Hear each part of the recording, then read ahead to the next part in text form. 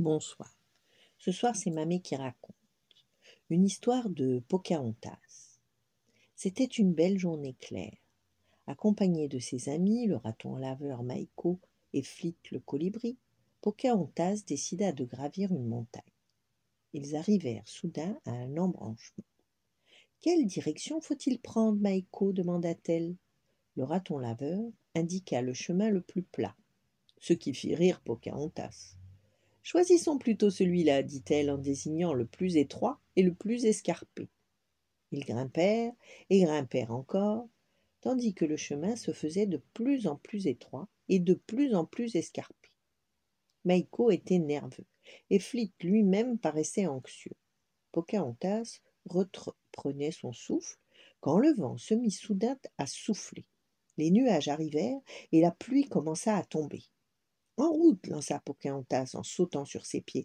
Nous ne pouvons pas rester ici, et le sentier est trop glissant pour redescendre. Il nous faut continuer. Pocahontas ne le montrait pas, mais comme l'eau dévalait la pente à gros flots, elle commençait à avoir peur. On glissait à chaque pas, et il faisait de plus en plus froid.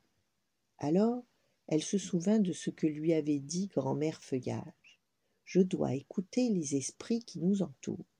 Ils vont certainement nous aider. » Elle tendit l'oreille, mais il était difficile d'entendre quoi que ce soit avec le bruit de la pluie et du vent. Maïko poussait des petits cris nerveux et s'agrippa à Pocahontas. « Je dois écouter mon cœur, se dit-elle. Alors, elle les entendit. Les esprits lui parlaient. Ils lui disaient de grimper encore plus haut et que là, elle trouverait un abri. « Encore un effort, mes amis, appela-t-elle, en dominant le vacarme du vent et de la pluie. Nous allons trouver un abri un peu plus haut. » En effet, ils découvrirent bientôt une ouverture dans la roche. Elle donnait sur une petite grotte. Comme il faisait chaud à l'intérieur, les trois randonneurs s'installèrent au sec et restèrent là à écouter le vent et la pluie.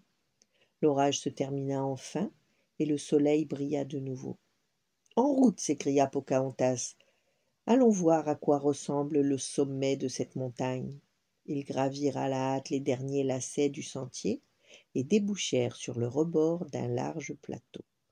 Au loin s'étendait la forêt, et au-delà, la mer étincelait sous le ciel bleu. « Regardez, mes amis !» s'écria Pocahontas. « N'est-ce pas une merveille ?